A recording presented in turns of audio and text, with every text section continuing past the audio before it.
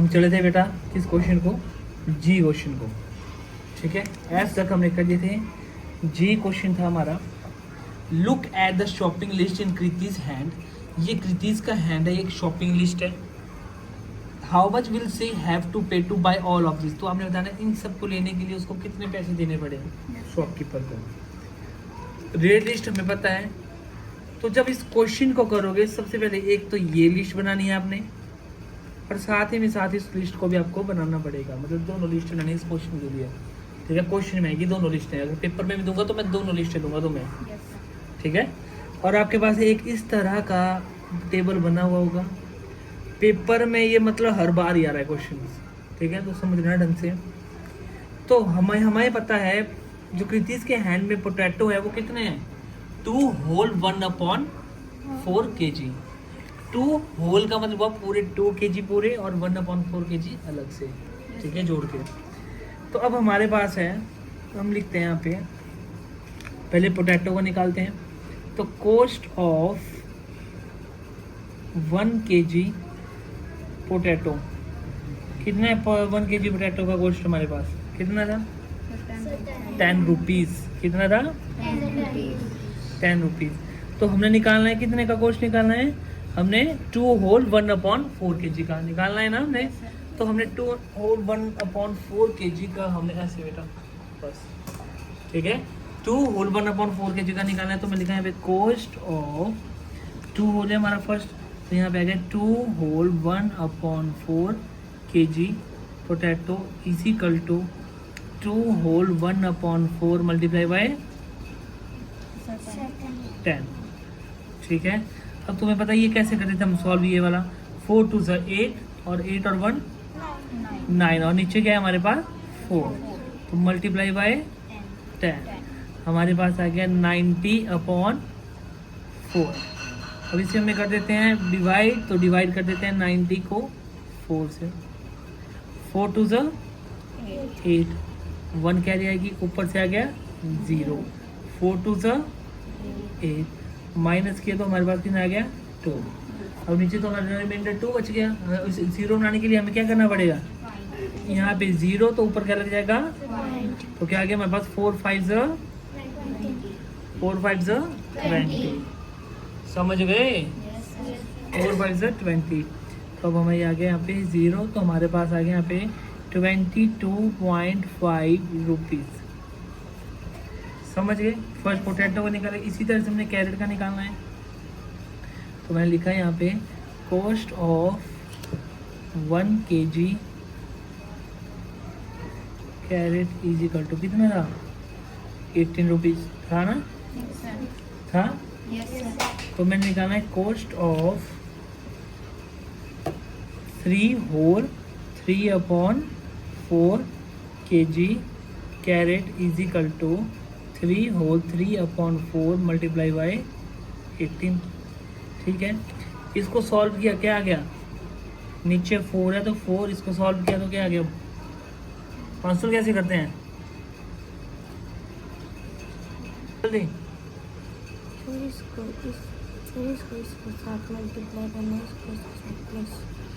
4 3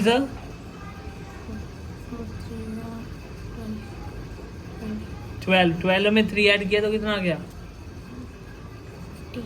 15। तो हमारे पास आ गया यहाँ पे 15/4 मल्टीप्लाई बाय 18, समझ गए। अब क्या किया हमने, ऊपर वाले को मल्टीप्लाई कर दिया, 15 और 18 को मल्टीप्लाई कर दिया तो कितना आ गया, 15 यहाँ पे कर दिया, 18 यहाँ पे, 8 5 40, 4 कैरी, 8 1 8 और 4 12, ठीक है। मल्टीप्लाई 1 से जो है 5 और इधर आ गया 1 0 7 एंड 2 आया। इसको मल्टीप्लाई करके ये रफ काम में करना अलग से, ठीक है, रफ लाइन लगानी और फिर रफ अलग से। तो हमारे पास आ गया इधर 270/4 आ गया। अब क्या करना है, इसको डिवाइड करना है हमने, किसको, 270 को करना है हमने 4 से डिवाइड। तो 4 से डिवाइड किया, 4 6 24, 3 यहाँ से 0, ऊपर से आ गया हमारे पास 0। तो हमने किया 4 7 28, 10 से 8 2 और यहाँ आ गया 3 का बन गया 2, 2 से 2 0। अब यहाँ पे 4 से तो 2 जाएगा नहीं, तो हम क्या करेंगे, पॉइंट लगा दिया तो नीचे क्या बन गया 4 5 से 20। तो हमारे पास कितना आ गया ये 67.5 आ गया यहाँ तक रुपीज। अब हमारे पास पूछा है, किसका पूछा है, गर्ड का। तो मैंने लिखा है यहाँ पे कॉस्ट ऑफ 1 kg गर्ड इज इक्वल टू कितना है 8 rupees. Cost of 1 whole half kg गर्ड is equal to 1 whole 1/2 multiply by 8। समझ गए। अब इसको सॉल्व किया, 2 1 ज़ा 2 और प्लस किया तो 3/2 मल्टीप्लाई बाई 8, 8 3 ज़ा 24/2। इसको डिवाइड करोगे तो हमारे पास आ गया 12 रुपीज आ गया। और तुम्हारे पास एक इस तरह से बना हुआ होगा, तो तुम क्या करोगे, यहाँ पे आइटम क्या है हमारे पास, पोटैटो है। इस तरह से तुम लिखोगे पोटैटो है, एक हमारे पास क्या है बेटा कैरेट है, और हमारे पास क्या है, तो प्राइस इन पर केजी। पोटैटो का प्राइस कितना था 10 रुपी 10 है ना, और कैरेट का कितना था 18, और गर्ड का कितना था, और क्वांटिटी कितनी ली इसने पोटैटो की 2 whole 1/4 kg, 3 whole 3/4 kg और 1 whole 1/2 kg। अच्छा, पोटैटो का अमाउंट कितना बना था 22.5 रुपीज़ बना था। तो मैं लिख देंगे 22.5 रुपीज़। ये इसके बाद तुमने ये बनाना है, ड्रॉ करना है, ये पूरा कंप्लीट करना है, फिर करना है ये ड्रॉ, ठीक है। और 22.5 रुपीज़, और कैरेट का कितना था 67.5 रुपीज़, और गर्ड का कितना था 12 रुपीज़। समझ आई। अब इन सब को क्या करना, हमने प्लस करना है। क्या पूछा है ना हमारे पास, how much will she have to pay to buy all of this. तो मैं लिख सकता हूँ यहाँ पे she have to pay to buy all of this is equal to, इन सब के लिए हमें इन सब को क्या करना पड़ेगा, प्लस करना पड़ना, ठीक है 12 रुपीज़, ठीक है। अब इसको मैं प्लस कर देता हूँ। सबसे पहले हमारे पास है 22.5। अब पॉइंट है तो डेसिमल के नीचे डेसिमल लग गया, यहाँ पे आ गया हमारे पास 5, इधर आ गया हमारे पास, इधर को है 7 और 6 67.5। अब नीचे डेसिमल के नीचे डेसिमल लग गया, चाहे हो चाहे नहीं। अब यहाँ पे तो 12 है, तो अगर एस डिजिट हो वो डेसिमल से हमने किस साइड लिखनी है, लेफ्ट साइड राइट करनी है, ठीक है। तो लेफ्ट साइड हम लिख रहे हैं यहाँ पे 2 और इधर 1। यहाँ पे कुछ नहीं है तो अपनी मर्जी से क्या लगा दिया हमने 0। तो 5 5 10 1 कैरी 7 8 9 10 11 और 1 कितना हो गया हमारे पास 12 हो गया ना। 7 4 11 और 1 12, 7 8 9 9 1 10, यहाँ पे 1 कैरी लगी थी। तो हमारे पास कितना आ गया इसका आंसर 102.0 के आगे कोई वैल्यू नहीं होती, तो सीधे हम लिख दे 102 रुपीज़। बोलो समझ आ गया।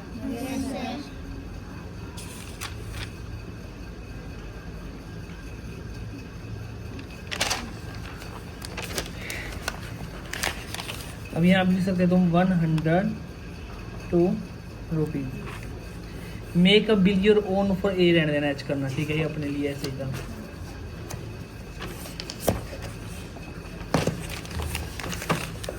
अब हमारे पास Rahim journey, Rahim has to travel 1 whole 1/4 kilometre to reach school. अब रहीम है उसको क्या लगता है, वो स्कूल जाता है तो वो कितने किलोमीटर ट्रैवल करता है 1 whole 1/4 kilometre. What distance does he travel go to school and come back home. अब जितना आप स्कूल जाओगे उतना ही आपको घर जाना पड़ेगा। अगर आप 2 किलोमीटर स्कूल जाते तो आने जाने का कितना किलोमीटर हो जाएगा, 4 हो जाएगा। तो सेम वैसा ही क्वेश्चन है, तो हम लिख सकते हैं Rahim has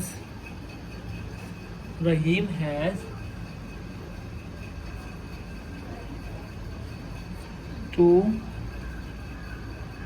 travel distance to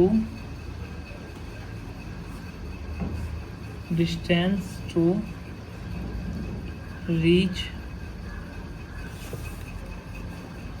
school is equal to कितना है 1/1/4 किलोमीटर है। और 1/1/4 किलोमीटर है, तो इसका क्या मतलब हुआ 4 1 से 4 और 1 5/4 किलोमीटर हुआ। अगर मैं बोलूँ तुम इसको भी सॉल्व भी कर दो यहाँ पे, ताकि तुम्हारा और आसान बन जाएगा ये। तो मैंने यहाँ पे क्या कर दिया 5 और इधर कर दिया 4 से डिवाइड। 4 1 से माइनस किया तो क्या आ गया। अब हमने मुझसे डेसिमल लगाया तो इधर आ गया 10 आया। तो फिर यहाँ पे आ गया हमारे पास 4 2 से 8, तो फिर आ गया इधर 2, तो फिर हमने तुम जीरो लगा सकते जब डेसिमल लग गया। तो 4 5 से 20, तो हमारे पास आया इधर 1.25 किलोमीटर। समझ गए। अब Rahim has to travel distance to reach the school, इतना लगता है। तो अब जब कम बैक वो स्कूल से वापस आएगा, है ना, जैसे मैं लिख सकता हूँ यहाँ पे Rahim has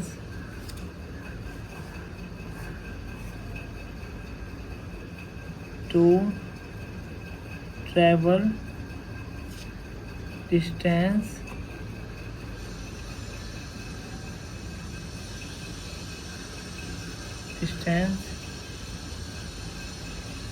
to reach home।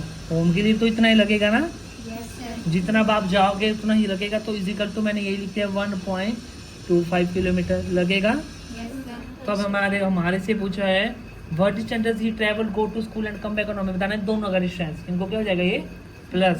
तो हम लिख सकते हैं यहाँ पे टोटल डिस्टेंस ही ट्रेवल